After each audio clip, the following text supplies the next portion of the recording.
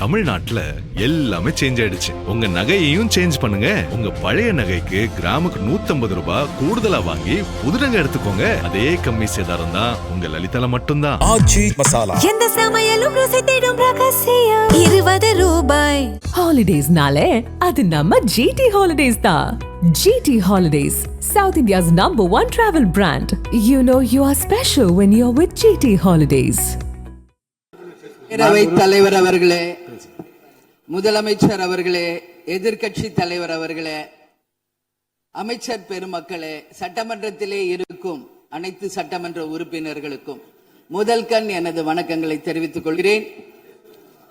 52 ஆண்டுகள் முடிந்து 53வது ஆண்டில் அடியெடுத்து வைக்கும் நமது முதல்வர் அவர்களுக்கு உங்கள் அண்ணன் கேப்டன் விஜயகாந்த் அவர்கள் சார்பாகவும் தேசிய முற்போக்கு திராவிட கழகத்தின் சார்பாகவும் எங்களுடைய மனப்பூர்வமான பிறந்த நாள் வாழ்த்துக்களை இந்த அவையிலே தெரிவித்துக் கொள்கிறேன். இன்றைக்கு நாம சட்டசபையில பேசுகின்ற உரை ஒன்று மேகதாது அணை பற்றியும் ஆளுநருடைய உரையை பற்றியுமான டிஸ்கஷன். சற்றேறக்குரிய 1.5 மணி நேரமா ஒரே டாபிக் தான் இங்க போயிட்டு இருக்கு.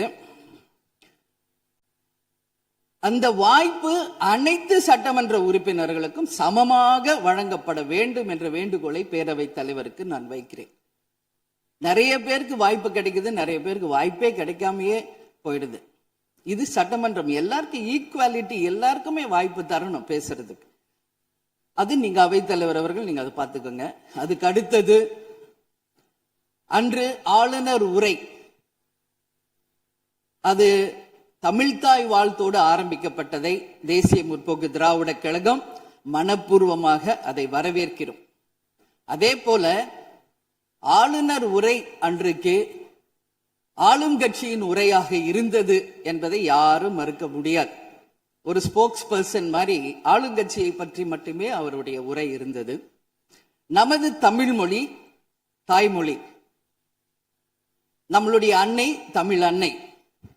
அந்த தமிழ் மொழியை நாம் சொல்றது செந்தமிழ் அப்படின்னு சொல்லுவோம். அதை நாம் கேட்கும்போது அது நம் காதுல தேன் பாய்ந்ததாக தான் நம்ம எல்லாரும் சொல்வோம். ஆனால் அன்றைக்கு ஆளுநர் உரையில் 37 நிமிடங்கள் அவர் பேசியதாக ஒரு குறிப்பு இருக்கு. ஆனா 37 தவறுகள், தமிழை பற்றி உச்சரித்தவை அத்தனையுமே மிக மிக ஒரு வேதனையான ஒரு விஷயமாக இங்க நான் பார்க்கிறேன். நம்மளுடைய தலைவர்கள், அறிஞர் அண்ணாவாகட்டும், கலைஞராகட்டும், ஐயா காமராஜர் ஆகட்டும், அனைத்து பெருந்தலைவர்கள், அதே போல வேலு நாச்சியார், இது போன்ற அவர் ஒவ்வொரு பேரை சொல்லும் பொழுதும் முற்றிலுமாக அவருடைய உரையில அத்தனை பிழைகள் அன்றைக்கு இருந்தது. உறுப்பினர் உட்காருங்க. உட்காருமா? உட்காருங்க, நான் பேசுறேன். உட்காரு. இல்ல உட்காருங்க ப்ளீஸ். மாண்புமிகு உறுப்பினர் ஆளுநர் உரை மீது சொல்லுகிற போது தமிழ் உச்சரிப்பு பற்றி அவர் குறிப்பிட்டார்கள். வேறு மாநிலத்தை சேர்ந்த ஒரு ஆளுநர் அரசின் சார்பில் இங்கே தன்னுடைய உரையை அவைக்கு படிக்க வந்தபோது புதிதாக தமிழகத்தில் வந்திருக்கிற வேறு மாநிலத்தை சேர்ந்த நம்முடைய ஆளுநர் முதலில் எல்லா தலைவருடைய பெயரையும் உச்சரிக்க முயன்றதை நாம் முதல்ல பாராட்ட கற்றுக்கொள்ள வேண்டும்.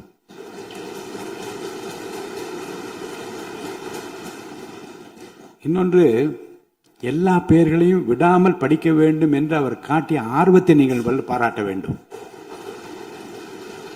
இன்னொன்று நான் உங்களுக்கு சொல்லுகிறேன், தமிழை கற்றுக்கொள்ள வேண்டும் என்பதில் நம்முடைய மாண்புமிகு ஆளுநர் அவர்கள் ரொம்ப அக்கறையாக இருக்கின்றார் என்பதை நான் அவரை நேரிலே சென்று ஆளுநர் உரைக்கு உரையாற்ற நீங்கள் வர வேண்டும் என்று அழைப்பு விடுக்க சென்றபோது தமிழ்நாட்டில் இருக்கக்கூடிய வரலாற்று சிலவற்றை நான் படித்துக் கொண்டிருக்கிறேன் ஆங்கிலத்தில். அதில் சுதந்திர போராட்டத்தில் இவ்வளவு பெரிய வீரர்கள், இவ்வளவு பெரிய தியாகிகள் தமிழ்நாட்டில் இருக்கின்றார் என்பதை பார்த்து நான் ரொம்ப வியப்படைகிறேன் என்று சொன்னார். அப்புறம் இன்னொன்று சொன்னார், தமிழில் வந்தவுடனே நான் வணக்கம் என்று சொல்ல கற்றுக்கொண்டேன் என்று சொன்னார். அப்ப நான் சொன்னேன், இன்னும் அதிகமாக கற்றுக்கொள்ளலாம், நல்லா இருக்கீங்களா என்று கேளுங்கள் அப்படி என்று சொன்னேன். ஆங்கிலத்தில் அதுக்கு நான் மொழிபெயர் சொன்னேன், நல்லா இருக்கீங்களா என்று ஆரம்பித்தார். நான் உடனே பதில் சொன்னேன், நல்லா இருக்கேன், ஐ எம் ஆல் ரைட் என்று சொன்னேன். உடனே அதை ரிப்பீட் பண்ணார். இதை சொல்லுவதற்கு காரணம் என்ன என்றால், தமிழ்நாட்டுக்கு வந்திருக்கிற, நம் நிலைமையை புரிந்திருக்கிற, நம் உணர்வுகளை புரிந்திருக்கிற ஒரு மாண்புமிகு ஆளுநர் இங்கே வந்து படிக்க முயலுகிற போது உச்சரிப்பு வருவது கொஞ்சம் சிரமமாகத்தான் இருக்கும். ஆனால் நம்முடைய கருத்தை முழுமையாக ஏற்றுக்கொண்டு கௌரவத்துடனும் கண்ணியத்துடனும் இந்த அவையை நடத்திய அவருக்கு நாம் நன்றி சொல்ல கடமைப்பட்டிருக்கோம். மேற்கொண்டு அதை விமர்சனம் செய்ய வேண்டாம் என்று நான் கேட்டுக்கொள்கிறேன். அதை நான் ஏற்றுக்கொள்கிறேன் பேரவைத் தலைவர் அவர்களே. அட்லீஸ்ட் தேன் வந்து பாய வேணாம், ஈட்டி வந்து பாய்ந்தது அது அன்றைக்கு, இது யாரும் மறுக்க முடியாது. அதே போல இன்றைக்கு நம்மளுடைய பேரவையில முதல்வர் அவர்களுடைய பிறந்த நாள். முதல்வருக்கு ஒரு கோரிக்கை வைக்கிறேன். இங்கு நான் சட்டமன்றத்திற்கு வந்த நாட்களிலிருந்து அவை பணியாளர்கள் எல்லாருக்கும் இது மாதிரி ஒரு டம்ளர்ல ஒவ்வொரு இடமா போய் தண்ணி கொடுத்துக்கிட்டு இருக்காங்க. இன்னைக்கு நம்ம ரொம்ப அட்வான்ஸ்டா போயிட்டு இருக்கோம். இன்னும் ஸ்டில் அந்த ஓல்டு மாதிரி போயிட்டு இருக்கு. இல்ல ஒரே ஒரு விஷயம், மாண்பு உறுப்பினர் வந்து இந்த தேன் வந்து பாய்ந்து அந்த வார்த்தை அவைக்குள் நீக்கப்படுகிறது, அதை எடுத்துருங்க. அடுத்ததுங்க, இது மாதிரி கொடுக்கறது வந்து ஒன்லி கிளென்லினஸ் ஒண்ணு. அவை பணியாளர்களுக்கு நிறைய வேலை இருக்கு. ஒவ்வொரு டேபிளா அவங்க தவழ்ந்து வந்து கொடுக்கறது நமக்கே பார்க்கறதுக்கு ஒரு மாதிரி இருக்கு. ஸோ சிஎம்க்கு ஒரு ரெக்வெஸ்ட், பெட் பாட்டில்ஸ்ல ஒவ்வொரு டேபிள்லயுமே பாட்டில்ஸ் நீங்க வந்து குடி தண்ணீர் வச்சிடலாம். குடிச்சிட்டு அவங்கவுங்க இடத்துல அவங்கவுங்க வச்சிட போறாங்க. இதனால கவர்மெண்ட்டுக்கு எக்ஸ்ட்ரா செலவும் ஒன்றும் வரப்போறது இல்லை. அவங்கவுங்க இடத்துல வச்சிடலாம் அப்படின்ற என் கருத்தை நான் சொல்றேன். ஏன்னா இது வந்து டம்ளர்ல கொடுக்கறதும் அது மறுபடியும் கேட்கறதும் அவங்க வருவதும் அவங்களுக்கு நிறைய பணிகள். அது பதில் ஒவ்வொரு சீட்ல ஒரு பெட் பாட்டில்ஸ் மாதிரி கண்ணாடி பாட்டில்ல வாட்டர் வச்சுட்டா அவங்கவுங்களுக்கு தேவைக்கு எடுத்துட்டு கொடுத்துடலாம். ஸோ இது பிறந்த நாள்ல வந்து முதலமைச்சருக்கு ஒரு கோரிக்கை வைக்கிறேன். அதுக்கு நாம நெகிழியில வேண்டாம், பிளாஸ்டிக் பாட்டில்ஸ் நம்ம வந்து அலோவ் பண்ண வேண்டாம், கண்ணாடி பாட்டில்ல நம்ம வைக்கலாம். உறுப்பினர் மாண்புமிகு பேரவைத் தலைவர் அவர்களே, அந்நியார் அவர்கள் ஒரு நல்ல கருத்தை இங்கே சொல்லியிருக்கிறார்கள். அந்த கருத்து ஏற்புடையது அல்ல என்பதை நான் தெரிவித்துக் கொள்ள கடமைப்பட்டிருக்கிறேன். என்ற கோபம் வந்தால் தண்ணி பள்ளி கொண்டிருக்க வாய்ப்பு இருக்கிறது.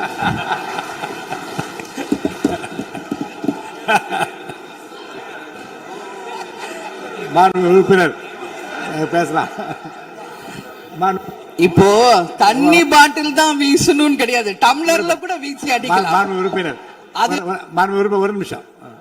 தலைவர் அவர்களே, நம்முடைய மாண்புமிகு முன்னாள் முதலமைச்சர் அண்ணன் ஓபிஎஸ் அவர்கள் ஒரு நிகழ்வை குறிப்பிட்டு அதை எரிவதற்கான தண்ணி பாட்டில் எரிவதற்கான வாய்ப்பு இருக்கிறது என்று சொன்னார்கள். ஒருவேளை அவருடைய தனிப்பட்ட அனுபவத்தின் காரணமாக அதை அவர் இங்கே குறிப்பிடுறாரா என்பதை நான் அறிய விரும்புகிறேன். மாண்புமிகு உறுப்பினர், ஏன்னா காலையில இருந்து ரொம்ப காரசாரமாவே போயிட்டு இருந்துச்சு. அதனால ஒரு ஹாப்பியா நம்மளுடைய முதல்வர் பிறந்த நாள்ல எல்லாரும் சந்தோஷமா இன்னைக்கு நம்ம அவையை செய்வோம். சோ பாட்டில் தான் வீசணும்ன்றது இல்ல, வன்முறைக்கு வேண்டும் என்றால் இங்க எதிர் எவ்வளவோ இருக்கு, எது வேணாலும் வீசலாம். பட் நம்ம எண்ணம் அது கிடையாது. நிச்சயமாக தண்ணீர் என்றாலே பிரச்சனை தான் போல இருக்கு. அது காவேரி தண்ணீரா இருந்தாலும் டாஸ்மாக் தண்ணீரா இருந்தாலும் அது ஒரு பிரச்சனையா தான் இன்னைக்கு மக்கள்கிட்ட இருக்கு. உறுதியாக காவேரியிலும் சரி மேகதாதுலும் தமிழ்நாடு சட்டமன்ற உறுப்பினர் மட்டும் இல்ல, யாரும் அதற்காக விட்டு கொடுக்க போவதில்லை என்பது உறுதி. இன்னைக்கு நம்ம முதல்வர் அவரும் புதிதாக முதல்வராக இருக்கிறார். கர்நாடகா முதல்வரும் முதல் முறை முதல்வராக வந்திருக்கிறார். கேரள முதல்வரும் முதல் முறை முதல்வராக வந்திருக்கிறார்கள். சோ 3 முதலமைச்சர்களும் ஒன்று நட்பு ரீதியாக பேசி இந்த பிரச்சனைக்கு தீர்வு காணலாம்.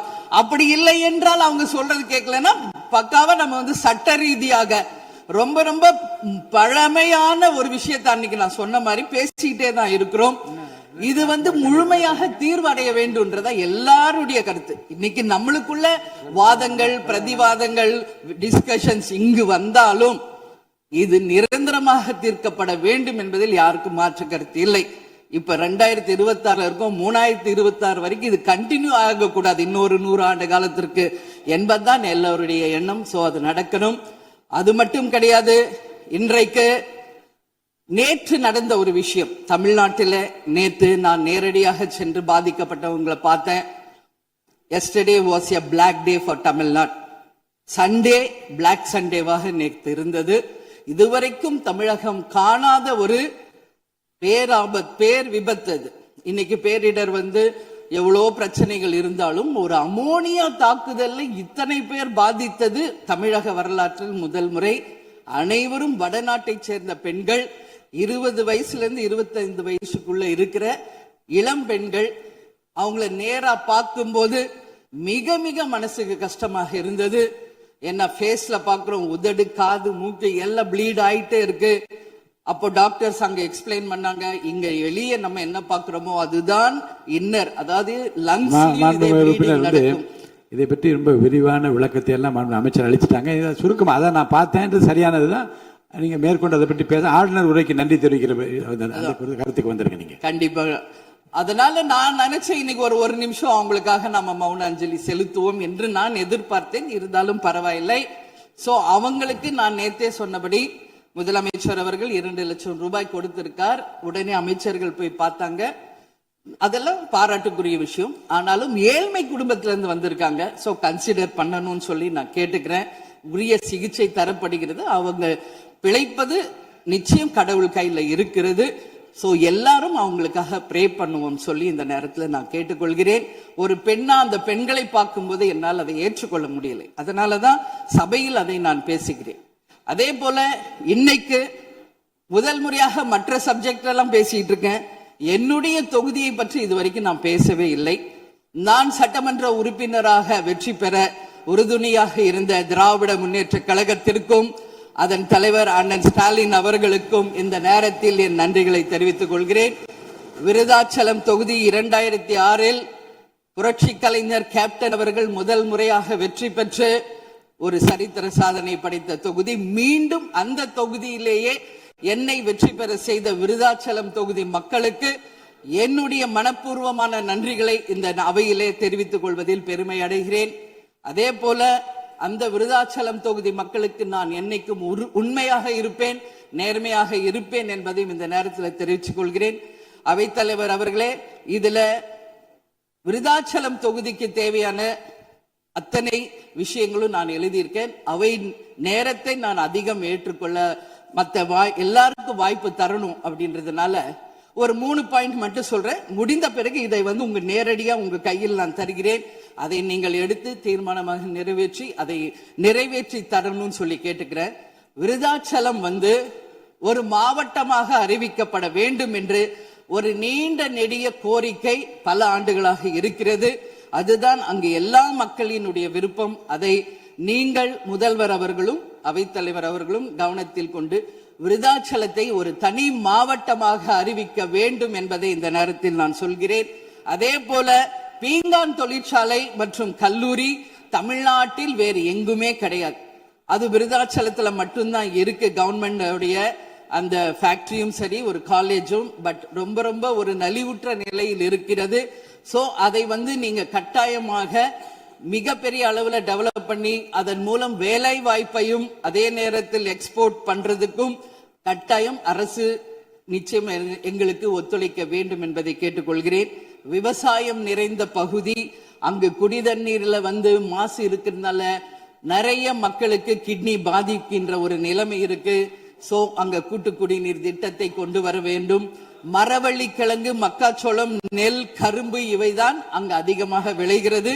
சோ விவசாயிகளுக்கு முழு கடன் தள்ளுபடி செய்து விவசாயிகளுக்கு எல்லா விதத்திலும் இந்த அரசு உறுதுணையாக இருக்கணும் சொல்லி நான் கேட்டுக்கிறேன்.